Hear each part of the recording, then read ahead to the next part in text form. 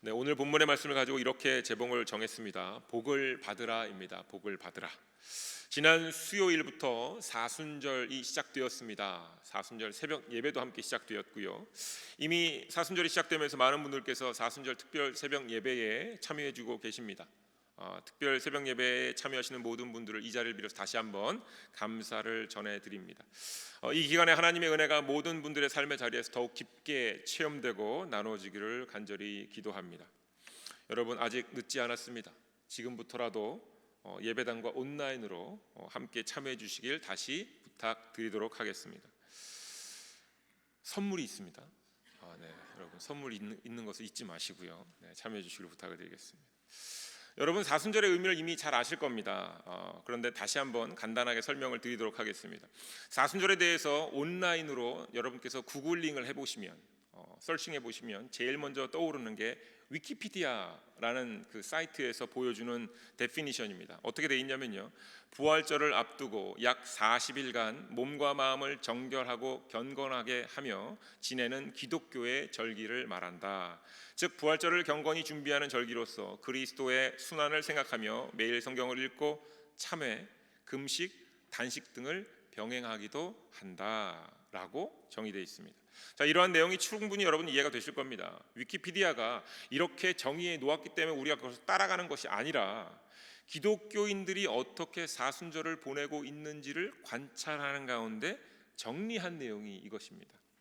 위키피디아가 관찰한 것은요, 가만히 보았더니 기독교인들이 사순절 기간에 예수님의 광야에서의 이 40일간의 금식, 이것을 온전히 기억하고, 또한 예수님이 받으셨던 고난, 그 순환의 일들을 기억하면서 부활절 이전에 40일간 경건의 시간을 그리스도인들이 보내고 있다라고 관찰한 것입니다.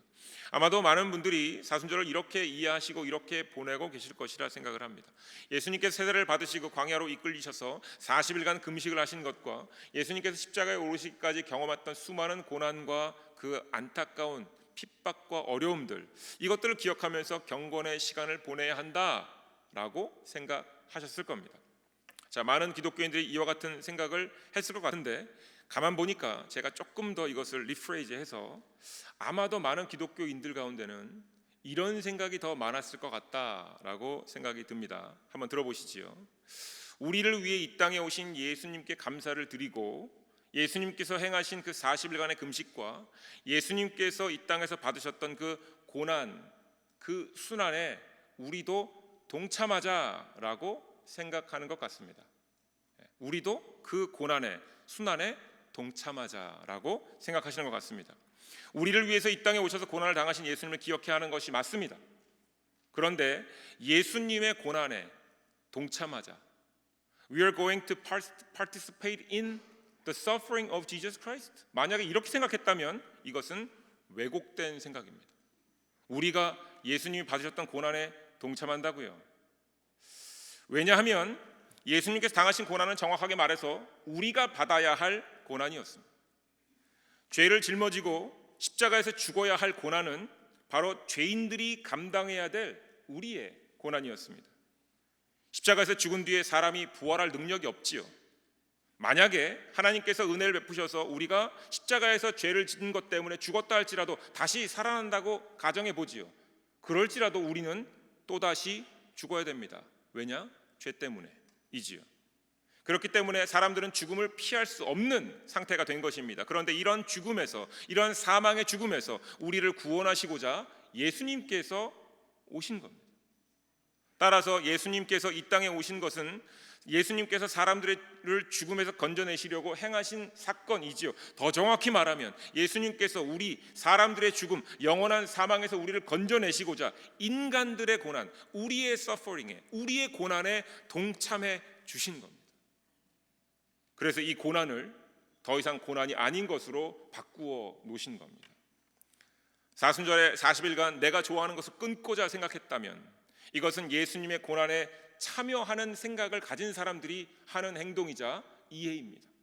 40일간 내가 좋아하는 것 잠깐 끊어보자 라는 생각은요, 내가 예수님의 고난에 한번 참여해볼까 라는 생각에서 나온 노력이자 행동입니다. 40일간 커피, 캔디, 소다, TV, 게임 등등등 이것을 끊는 것은 나쁜 일은 아닙니다. 그런데 40일 뒤에 다시 끊었던 것을, 좋아했던 것을 다시 하기 시작한다면, 사순절 뒤에 남겨져 있는 그 290여일을 내가 다시 좋아하는 것으로 채워간다면, 이것은 분명히 내가 예수님의 고난에 40일만 참여하고 다시 내 삶으로 돌아가겠다라는 생각에서 나온 발상이다라는 겁니다. 만약 커피, 캔디, 소다, TV, 게임 등등등이 나를 죄짓게 해서 나를 영원히 죽게 할 것이다 라고 믿어졌다면, 만약 그것이 정말로 나쁜 것이라고 믿어졌다면, 여러분 40일간만 끊으시겠습니까? 아니면 영원히 끝내버리시겠습니까? 곰곰이 생각해 보십시오. 하나님께서 좋아하시는 금식은 이사야서 58장 6절과 7절에 아주 잘 기록되어져 있습니다. 하나님께서 기뻐하시는 금식은 무엇이냐? 6절입니다. 내가 기뻐하는 금식은 흉악의 결박을 풀어주며 멍에의 줄을 끌어주며 압제당하는 자를 자유롭게 하며 모든 멍에를 꺾는 것이 아니겠느냐. 또 줄인 자에게 내 양식을 나누어 주며 유리하는 빈민을 집에 들이며 헐벗은 자를 보면 입히며 또 내 고륙을 피하여 스스로 숨지 아니하는 것이 아니겠느냐. 아멘. 자, 요약해 보면 이런 겁니다. 하나님께서 기뻐하시는 금식은 우리 개개인이 가지고 있는 체력, 우리의 체력과 우리의 사회적인 위치, 권위, 권력으로 정말 힘들고 어려운, 정치적으로 사회적으로 눌려있는 그 약자들을 도와 일으켜 세우는 것입니다. 이것이 하나님께서 기뻐하시는 금식입니다. 또 우리 개개인이 가지고 있는 재력, 물질을 가지고 먹지 못하는 사람들, 궁핍한 사람들, 옷이 없는 사람들을 입히고 먹이고 양육시키는 일입니다. 보살피는 일입니다. 이것이 하나님께서 기뻐하시는 금식입니다. 여러분 금식해 보셨지요? 금식을 한다고 하면서 여러분 어떤 하루를 보내셨습니까? 만약 하루를 하셨다면, 이틀을 하셨다면 어떤 금식을 사셨습니까? 금식을 할 때 우리가 식사를 금하는 거니까 식사를 만드는 시간, 먹는 시간, 그리고 먹고 나면 설거지해야죠. 치우는 시간, 이것을 다 합치면 대략 1시간 반에서 2시간 정도 돼가 될 텐데, 만약 우리가 금식을 한다고 하면서 이 2시간 정도의 시간을 먹는 데다가 쓰지 않고 평소에 내가 하고 싶었던 일, 밀려있던 일, 청소하고 빨래하고 기타 등등등 내가 평소에 하고 싶었던 일을 이 시간 가운데 한다면 이것은 하나님이 기뻐하시는 금식이 아닌 겁니다. 그저 잠깐 먹는 것을 스킵하고 내가 하고 싶은 일 한 겁니다. 자, 이 시간 동안에 우리가 금식의 날로 잡았다면, 금식을 오전이든 점심이든 오후든 그 시간을 잡았다면 그 시간 동안에 기도하고 말씀 보는 건 기본이고요. 도움이 필요한 사람이 있다면 기억하면서 그를 위해 기도하고 그에게 전화하고, 그리고 우리가 가진 시간, 체력을 나누어 쓰는 겁니다. 가진 예물 나누어 쓰면서 그 어려운 사람들을 이렇게 세워주고 도와주고 섬겨주는 것입니다. 무엇인가를 끊고 멈추는 것이 분명히 개인적으로는 때로 볼 때 경건의 모습처럼 보일 수는 있겠습니다. 조금은 도움이 될지도 모르겠습니다만, 하나님께 진짜 우리에게 바라시는 것은요, 경건의 모습 모양을 넘어서서 경건의 능력으로 나아가는 겁니다. 경건의 능력이란 내 이웃을 내 몸과 같이 사랑하는 데까지 나아가는 것을 의미합니다. 진정으로 사순절을 살아야 할 삶은 어떤 삶이냐? 경건의 모양을 지나 경건의 능력으로 나아가는 과정의 모습입니다. 자, 이러한 모습으로 살아가는 것이 예수님께서 우리의 고난에 참여해 주신 것에 대한 감사의 표현이 될 것이고요. 이 사순절 기간 동안에 경건의 모양을 지나 경건의 능력으로 나아갈 수 있다면 그 40일 뒤부터는 나머지 1년 나머지 날들은 다 경건의 능력으로 살아가시게 될 것입니다. 이것이 사순절의 참된 의미입니다. 본 교회가 이사야서를 지금 묵상하고 있습니다. 아마도 많은 분들이 이사야서를 지금 묵상하시면서 많은 것들을 곱씹고 계실 것이라고 생각이 됩니다. 여러분 잊지 마셔야 됩니다. 하나님의 심판은 모든 것을 멸하는 것이 아니라 무엇이라고요? 남겨주는 겁니다. 심판을 통해 하나님의 뜻을 드러내시면서 동시에 그 뜻을 받은 사람들을 남게 하시는 겁니다. 남겨진 사람들은 하나님의 뜻을 증거하고 나누면서 다시 삶을 살아가며 남겨져 있는 그 세대와 그 다음 세대를 위해 양육하고 가르치는 일을 해야 하는 겁니다. 그래서 하나님의 심판은, 그리고 구원은 동전의 양면과도 같다라고 말씀을 드린 겁니다. 하나님의 뜻을 알게 하시는 심판이 사실 구원으로 인도하는 과정 가운데 있기 때문에 그렇습니다. 그리고 이러한 구원의 과정은 이스라엘 백성들에게만 허락된 것은 아닙니다. 오늘의 본문의 말씀이 바로 이것을 다시금 확인시켜주는 본문의 말씀이 됩니다. 이사야서 19장입니다. 이사야 19장은 애굽에 대한 심판의 내용으로 시작합니다. 1절부터 3절의 말씀을 다시 보겠습니다. 우리가 함께 봉독하지는 않았지만 1절부터 3절을 함께 보도록 하겠습니다. 애굽에 관한 경고라. 보라, 여호와께서 빠른 구름을 타고 애굽에 임하시리니 애굽의 우상들이 그 앞에서 떨겠고 애굽인의 마음이 그 속에서 녹으리로다. 내가 애굽인을 격동하여 애굽인을 치리니 그들이 각기 형제를 치며 각기 이웃을 칠 것이요 성읍이 성읍을 치며 나라가 나라를 칠 것이며 애굽인의 정신이 그 속에서 쇠약할 것이요 그의 계획을 내가 깨뜨리리니 그들이 우상과 마술사와 신접한 자와 요술객에게 물으리로다. 아멘. 자, 하나님께서 애굽을 치시는데 이로 인해서 사람들이 서로 싸움을 하고 다툼을 하고 결국 다 이 땅에서 힘들게 저렇게 살았지만 다 사라지게 될 것이다라는 얘기입니다. 이로써 애굽인들이 이 일에 대해서 자신들이 우상에게 친히 묻게 될 것이라는 겁니다. 자, 이렇게 끝나면 우리가 이해가 쉽습니다. 하나님께 심판하셨으니까 깨끗이 치워버리시는구나 라고 할 수 있는데, 오늘 우리가 함께 봉독한 본문 이사야서 19장의 후반부의 말씀은 그 멸망 심판받은 애굽의 부활에 관한 내용입니다.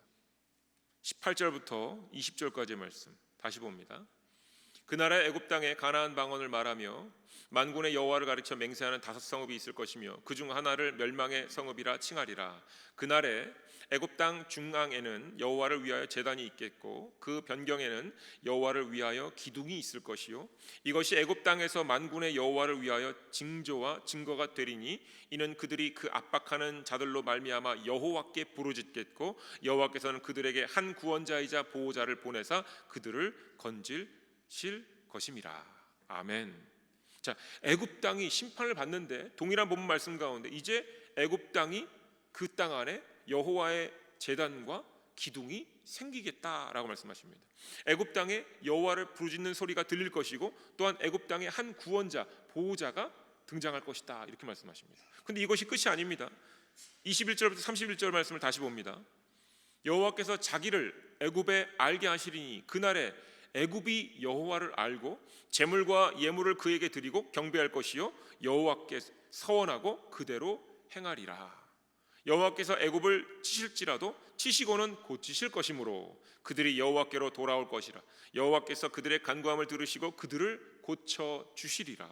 그날에 애굽에서 아수르로 통하는 대로가 있어 아수르 사람은 애굽으로 가겠고 애굽 사람은 아수르로 갈 것이며 애굽 사람이 아수르 사람과 함께 경배하리라. 아멘.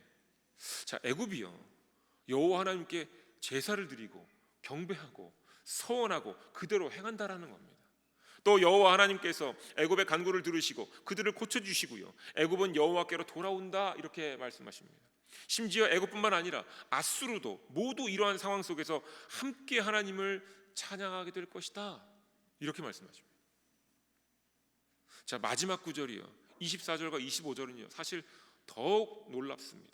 24절 그날에 이스라엘이 애굽 및 아수르와 더불어 셋이 세계 중에 복이 되리니 이는 만군의 여호와께서 복주시며 이르시되 내 백성 애굽이여 내 손으로 지은 아수르여 나의 기업 이스라엘이여 복이 있을지어다 하실 것임이라. 아멘. 이스라엘, 애굽, 아수르가 세계 중에서 복이 될 것이라 말씀하시면서 이들을 하나님의 백성이다라고 부르시는 겁니다. 참으로 아름다운 이야기죠. 네. 모두에게 평화가 주어지는 듯함이 참으로 놀랄만한 이야기입니다. 자, 여러분 이 말씀을 어떻게 이해하시겠습니까? 갑자기 우리 가운데 턱 튀어나온 평화의 메시지로 이해하시겠습니까? 역시 하나님은 선하셔, 인자하셔, 자비하셔. 그러니까 하나님은 이 세상에 평화를 주실 거야. 이렇게 들으셨습니까? 그저 듣기에 좋은 말씀으로 여러분 혹시 이해하고 계십니까? 근데 여러분 잊지 마셔야 됩니다. 이사야서의 주제는 심판과 구원입니다. 모두에게 좋은 평화의 정도 이야기가 아니다라는 겁니다. 애굽은요 심판을 받게 될 것입니다. 그리고 심판의 날에 그들에게도 평화가 찾아온다라는 겁니다. 심지어 이사야서는 아수르와 이스라엘에게도 심판이 있을 것임을 끊임없이 반복해서 선포하고 있습니다. 즉 심판의 날에 모두에게 구원이 임한다라는 거예요. 심판과 구원의 과정은 반드시 함께 거쳐야 한다라는 말씀입니다. 이것을 잊지 마셔야 됩니다. 구원만 있지 않습니다. 심판이 있어야 구원이 있는 겁니다. 자, 24절과 25절에 너무 중요한 단어가 두 번 반복되는데 세 개 중에 복이 되리니라는 단어가 한 번 나오고요. 25절의 마지막에 복이 있을지어다. 25절 앞에는 복을 주시며, 하나님께서 복을 주시며 복이 있을지어다. 여기서 이 사용된 단어가 복인데 본 교회가 끊임없이 여러 번 반복적으로 언급했던 단어입니다. 심지어 이 단어를 가지고 저희가 예배도 드리고 있지 않습니까? 바라크, 복. 이 단어의 의미, 복의 의미는 무릎을 꿇다, 성축하다, 축복하다입니다. 그런데 사실 제가 여러분에게 이 세 가지 정도의 의미만 말씀드리고 그동안 말씀드리지 않았던 한 단어가 있습니다. 한 의미가 있습니다. 지금까지 제가 무릎 꿇다, 축복하다, 성축하다 요것만 가르쳐 드렸지요. 근데 원래 네 번째 의미가 있습니다. 그 의미는 저주하다입니다. 약간 의아해하실 텐데요. 축복하다와 저주하다가 같은 단어예요. 그래서 심판과 구원이 같이 가는 겁니다. 하나님께서 이스라엘, 애굽 그리고 아수르 모두를 무릎 꿇게 하시겠다라는 겁니다. 그리고 그들에게 하나님을 찬양하도록 인도하시겠다라는 겁니다. 무엇을 찬양 받으시겠다라는 것인가 하면 애굽에게는 바로 이와 같은 찬양입니다. 우리가 하나님의 백성입니다 라는 이 고백을 애굽으로부터 받아내시겠다라는 겁니다. 뿐만 아닙니다. 아수르에게는요, 우리가 하나님의 손으로 창조한 창조물입니다 라는 고백을 받아내시겠다라는 겁니다. 그리고 이스라엘에게는 우리가 하나님께 선택을 받은 하나님의 기업입니다 라는 고백을 받아내시겠다라는 겁니다. 그리고 우리 모두가, 사람들 모두가 우리가 하나님의 복을 받은 사람들입니다 라는 고백을 받으시겠다라는 겁니다. 지난해 우리가 예레미야서를 작년 10월 정도쯤에 묵상했는데요, 하나님께서 예레미야 선지자를 통하여서 심판과 구원의 메시지를 전하는 가운데 이런 말씀을 주셨습니다. 예레미야서 23장 20절 말씀입니다. 여호와의 진노가 내 마음에 뜻하는 바를 행하여 이루기까지는 그치지 아니하나니 너희가 끝날에 그것을 완전히 깨달으리라. 자, 이러한 말씀을 예레미야서 30장 24절에 다시금 예레미야 선지자의 입술을 통해서 반복해서 확인시켜 주셨습니다. 30장 24절입니다. 여호와의 진노는 그의 마음에 뜻한 바를 행하여 이루기까지는 돌이키지 아니하나니 너희가 끝날에 그것을 깨달으리라. 아멘. 자, 이 말씀의 핵심은 무엇인가 하면요, 끝날에, 심판의 날에 우리가 하나님을 다시금 만나서 심판받을 그 날에 그것을 완전히 깨닫는다라는 겁니다. 끝날은 심판의 날이자 죽음을 의미합니다. 동시에 그 심판 앞에서, 죽음 앞에서 우리는 모두 다 동일한 것을 깨닫게 된다는 겁니다. 그리고 그 깨닫게 되는 것이 무엇인가 하면 동일한 본문 예레미야서 30장 22절 말씀입니다. 너희는 내 백성이 되겠고 나는 너희의 하나님이 되리라 입니다. 자, 이것이 무릎을 꿇는 것의 핵심입니다. 우리가 하나님의 백성이고 하나님께서 우리 하나님이시다라는 것을 깨닫게 되는 것이 하나님께서 우리에게 허락하신 축복입니다. 우리가 무릎을 꿇고 하나님을 찬송할 때에 우리가 하나님의 백성이고 하나님이 우리의 하나님이십니다 라는 것을 고백하게 만드시겠다라는 겁니다. 동시에 이것을 하나님의 형상으로 창조된 모든 사람들, 그들의 끝날에 마지막에, 마지막 순간에는 반드시 깨닫게 하시겠다라는 겁니다. 자, 무엇을 깨닫는다고요? 보다 정확하게 말하자면 창세기 1장 28절의 말씀에 기록된 그 하나님의 축복이 요한계시록 22장을 넘어서서 지금 우리의 삶까지도 그대로 연결되어서 하나님께서 사람을 하나님의 형상으로 창조하시고 그들에게 복을 주셨다라는 것을 깨닫게 하시겠다라는 겁니다. 사람은 하나님 앞으로 나와서 무릎을 꿇고 하나님의 이름을 찬양하면서 하나님이 우리 아버지십니다. 하나님이 우리 하나님이십니다. 내가 하나님의 것이고 내가 하나님의 창조물입니다. 하나님 우리를 선택하셨고 우리를 기업으로 삼으셨습니다 라는 것을 깨닫게 하시겠다라는 겁니다. 이사야서 19장의 마지막에 기록된 내용을 통해서 하나님께서 갑자기 애굽과 아수르를 축복하신 것이 아니라는 겁니다. 하나님께서 인류를 해피엔딩으로 만드시고자, 그저 좋은 하나님으로 남으시고자 평화를 얻게 하시려고 갑자기 이와 같이 이스라엘, 애굽, 아수르를 화해시키시겠다라는 것이 아니라는 겁니다. 또한 반드시 잊지 마셔야 될 것은요, 이스라엘과 애굽 그리고 아수르 모두 심판을 통해서 남겨진 이들에게 이것을 행하시겠다라는 겁니다. 이것이 하나님의 창조의 섭리이고 하나님의 계획입니다. 하나님께로부터 창조된 사람은 반드시 알게 되는 겁니다. 내가 하나님의 백성이고 내가 하나님의 창조물이고 그리고 내가 하나님의 기업이다라는 것을 반드시 깨닫게 됩니다. 그런데 사람들마다 조금 다를 수는 있어요. 깨닫게 되는 순간은 사람마다 다르기 때문에 어떤 누군가는 금방 깨달아서 이 깨달음을 가지고 살아가고 어느 누군가에게는 정말로 이것이 마지막 찰나, 마지막 삶에서 목숨이 끊어지기 1분, 30초 혹은 10초가 될 수도 있습니다. 하지만 모두가 반드시 깨닫게 되는 데에는 변함이 없는 겁니다. 창세기 3장 이후로 지금까지 사람들은 모두 이것 때문에 고통을 당하고 있는 겁니다. 사실은 정확하게 얘기하면 하나님께서는 복을 주셨어요. 하나님 앞에 나와서 무릎을 꿇고 하나님을 찬양할 수 있도록 우리가 하나님의 것입니다, 우리가 하나님의 창조물임을 고백하면서 하나님께 여러 삼라만상에 대해서 묻고 하나님의 뜻을 구하고 하나님의 뜻대로 세상을 다스리고 정복할 수 있도록 주셨는데, 이것을요, 이와 같은 복을 세상적인 복으로 변질시키려는 나 자신과 싸워야 하는 것, 이것이 고통입니다.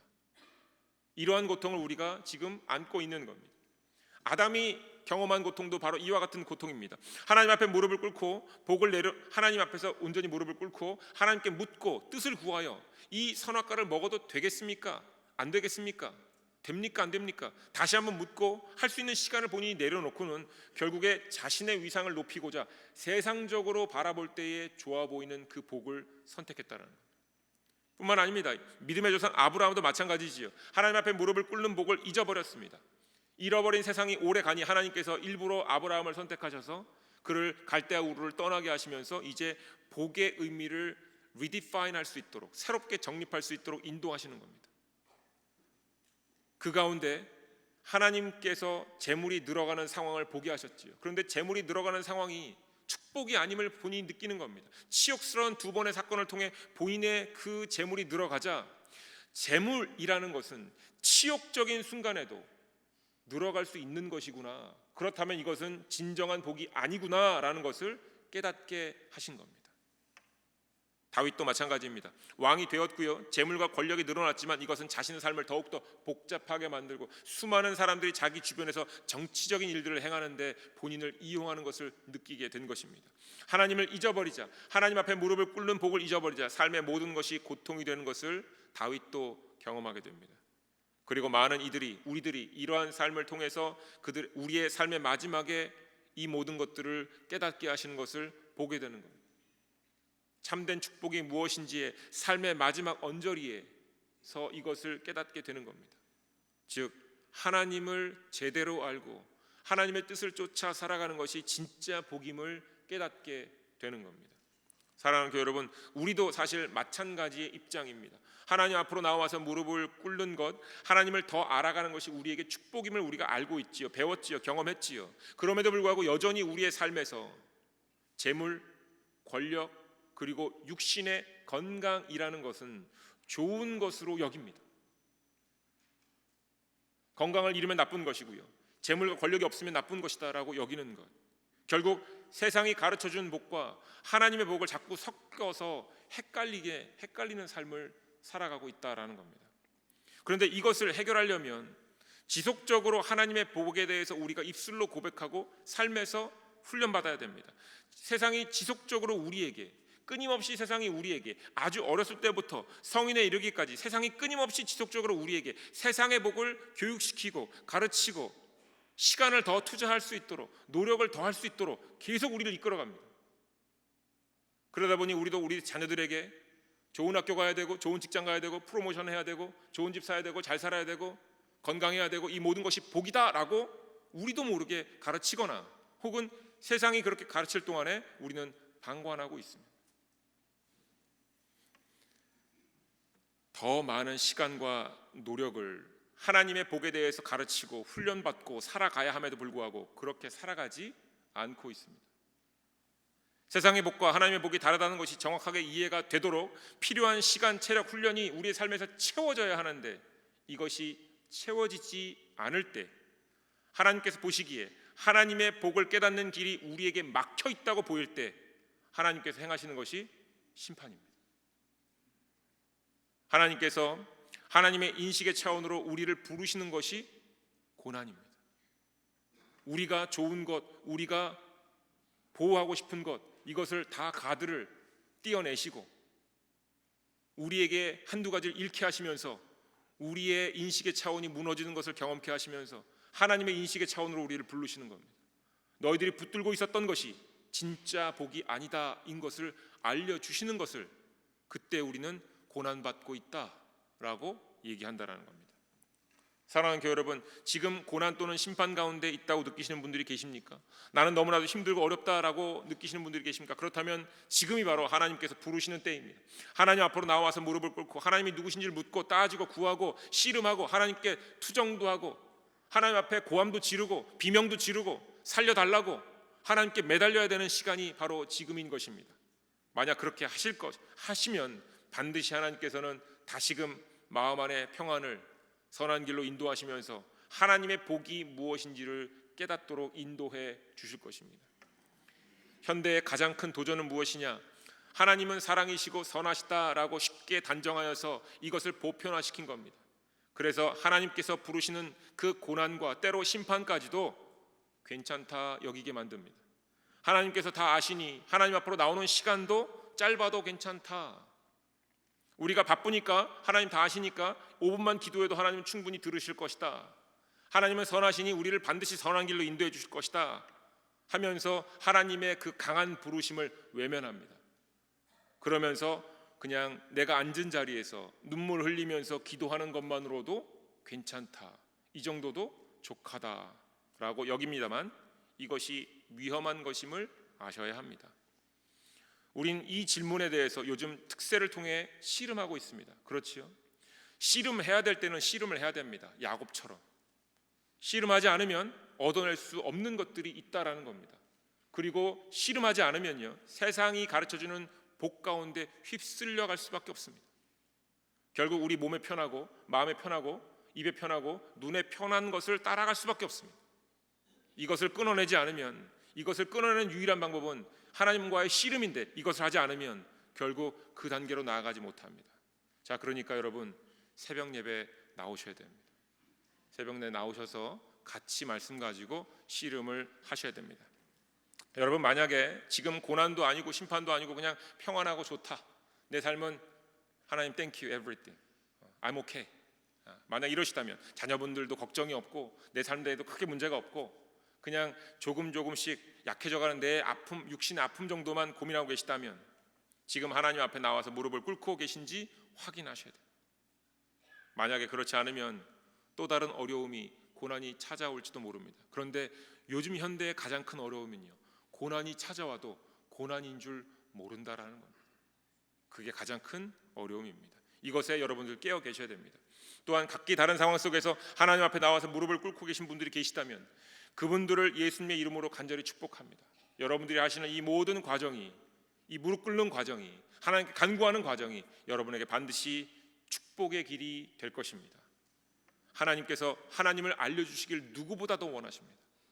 하나님은 우리가 하나님을 아는 것을 원하시지만 하나님은 그 누구보다 하나님 자신을 우리에게 알려주시기를 좋아하시는 분이기 때문에 우리가 구하면 우리가 구한 것보다 더 많은 것들을 알려주시는 분이십니다. 이 과정을 통해 하나님을 더욱더 깊이 깨달으시길 주님의 이름으로 축원드립니다. 반드시 모든 일들이 하나님의 은혜 가운데서 분명히 정리될 것이고 해결의 길이 보일 것입니다. 또한 하늘의 평안을 얻게 되실 것이고 세상에서 하나님의 복을 증거하는 복의 근원이 되실 것입니다. 부르시는 하나님의 음성을 들으시고 따르십시오. 그리고 믿고 하나님 앞으로 나와서 무릎을 꿇으십시오. 그리고 하나님께서 씨름하자 그러면 씨름하시고, 공부하자 그러면 공부하시고, 함께 놀자 그러면 함께 노시면 됩니다. 그때에 하나님이 보여주시는 그 복이 무엇인지 알게 되실 것뿐만 아니라 그 복을 누구보다 가장 잘 증거하시는 복의 통로가 되실 것입니다. 우리 모두 이곳에 계신 모든 분들 하나님의 복의 통로가 되시길 주님의 이름으로 축원드립니다. 기도하겠습니다. 먼저는 말씀 가지고 함께 기도를 요청드리겠습니다. 오늘 이 주신 말씀 가지고 다시금 우리가 고민해야 될 세상의 복과 하나님의 이 복의 다름을 다시 하나님 앞에 고백하는 시간을 갖겠습니다. 우린 분명히 많은 부분에 있어서 하나님의 복과 세상의 복이 어느 정도 다른지 알고 있습니다. 어렴풋하게나마 알고 있습니다. 그런데 결국 우리가 선택해야 될 때가 되면 세상의 복을 선택합니다. 그것이 우리의 육신에, 우리의 마음에 좀 더 평안을 주는 것 같이 여겨지니까 그것을 선택하고자 합니다. 그런데 하나님의 복은 하나님을 더 알게 되는 것이로서 우리의 삶의 고난 가운데서도, 절망 가운데서도, 좌절과 시련 가운데서도 그 복은 하나님을 더욱더 알게 하기에 우리의 믿음을 자라게 만들고 또한 하나님께서 가장 원하시는 삶의 자리로 나아가는 기회가 됩니다. 이 기회를 절대로 외면하시거나 포기하지 마시고 다시금 함께 기도하면서 어떤 것이 하나님의 축복이었고 어떤 것이 세상의 복이었는지 이제 이것을 끊어내겠노라 다짐하면서 함께 전심으로 기도하겠습니다. 함께 기도합니다. 하나님 감사합니다. 하나님 감사합니다. 하나님 감사합니다. 하나님, 우리의 삶 가운데 하나님의 축복과 세상의 복이 함께 놓여져 있음을 봅니다. 우리가 자라서는요, 육신의 부모님을 쫓아서 정말 전심으로 하나님을 만나고 경험하려고 하나님께서 말씀해 주신 모든 성경에 기록되어 있는 말씀들을 믿고 의지하며 살아갔는데 하나님, 우리의 인지가 자람과 동시에 세상이 끊임없이 우리를 교육시켰고 양육시켰고 우리로 하여금 세상의 복 가운데 노출시켜서 끊임없이 세상에서 말하는 것을 쫓고 따라가고 의지하게 만드는 사람으로 바꿔버렸습니다. 그래서 우리의 삶의 고난을 통해 하나님께서 다시금 하나님께서 우리를 부르시며 또한 심판의 과정을 통해 다시금 우리를 하나님께서 부르시며 우리를 하나님 앞으로 나오게 하십니다. 하나님, 우리가 반드시 이 땅에서 마지막 목숨을 잇는 그 순간 전에는 하나님, 그 순간이 5분일지라도 10분일지라도 단 5초일지라도 하나님의 깨달음을 통하여서 우리가 하나님의 창조물이요 하나님이 우리 아버지시고 우리가 하나님의 형상으로 창조되었으며 우리에게 하나님의 앞에 무릎을 꿇는 복을 받았음을 아는 존재들임을 깨닫게 하실 것임을 압니다. 하나님, 오늘 그것을 지금 깨닫기를 원합니다. 그리고 하나님의 축복이 세상의 복보다 훨씬 더 값지고 좋은 것이며 우리의 영혼을 살리게 하고 우리를 영생의 길로 인도하시는 복임을 우리가 간절히 기도합니다. 하나님, 육신의 여러 가지 생각들, 판단들, 하나님 내가 바라고 원하는 것들, 하나님이 이 땅에서 우리 육신의 정욕, 이생의 자랑들, 하나님 정말 너무나 많은 세상의 복들이 우리 가운데 있는데 이것을 이제 구분하여서 끊어낼 수 있는 용기와 지혜를 허락하여 주시옵소서. 하나님, 세상의 복이 너무나 달콤해 보이고 때로 우리에게 평안을 주는 것 같지만 하나님, 그것은 결국 우리를 절망으로 빠지게 할 것이며 우리 자신의 스스로 우리를 어둠으로, 하나님 우리를 죽음으로 이끌고 가는 것임을 우리가 성경 말씀을 통하여서 수많은 믿음의 선배들을 통하여서 배우고 경험하고 하나님 우리가 나누어 싸우니 하나님, 이제 우리가 세상의 이 복을 다시금 끊어내고 하나님 뜻 안에서 다시금 하나님 말씀으로 우리의 몸과 마음을 다스려서 하나님의 복 가운데 거하는 우리가 되게 하여 주시옵소서. 하나님, 이것이 지금 우리에게 절실하게 필요합니다. 하나님, 지금 우리를 부르시어서 고난 가운데 어려움 가운데 부르시어 다시금 하나님의 인식의 차원으로 우리를 초대하셨사오니 하나님, 우리가 전심으로 기도하는 가운데 하나님 뜻 안에서 하나님과 씨름하며 하나님의 복을 우리의 몸에 새기고 다시금 훈련하며 이것을 우리의 삶의 모든 기반에 심게 하여 주시옵소서. 자라게 하여 주시옵소서. 그리고 하나님 뜻으로만 살아가는 우리가 모두가 되게 하여 주시옵소서. 하나님, 간절히 기도하는 모든 기도를 들어주시고 하나님, 결단할 때마다 하나님께서 새로운 지혜와 능력과 용기를 허락하여 주시어서 앉아있는 자리에서 일어나 하나님 앞으로 나아오는 우리가 되게 하여 주시옵소서. 하나님 감사합니다. 하나님 감사합니다. 하나님, 하나님의 복과 세상의 복의 참된 의미를 알게 하시니 감사드립니다. 그런데 우리는 여전히 세상의 복의 공격 안에서 많은 시간과 노력을 세상의 복을 배우는 데 사용하였습니다. 하나님, 우리로 세상의 복을 이겨내고 하나님의 복을 다시금 새롭게 정립하는 데 힘쓰는 자녀들이 되게 하여 주시옵소서. 이로써 하나님의 복을 누리고 나누며 이 땅에서 하나님의 참된 자녀로서 온전히 살아가게 하여 주시옵소서. 그리고 우리의 자녀들과 이웃들에게 이것을 나누어서 모두가 하나님의 백성들이 마지막 그 5분, 1분, 10초를 남겨놓은 그 삶의 마지막에 그것을 깨닫게 되는 것이 아니라 지금 미리 그것을 깨달아 하나님과 온전히 동행하는 하나님의 참된 백성들로 살아가게 하여 주시옵소서. 하나님께 기쁨 드리는 자녀들로 살아가게 하여 주시옵소서. 우리의 기도를 받으신 줄 믿습니다. 우리에게 하나님의 복을 가르치시고 우리를 하나님의 인식의 차원으로 인도하실 때에 우리로 외면치 않게 하여 주시옵소서. 예수님의 이름으로 기도드립니다. 아멘.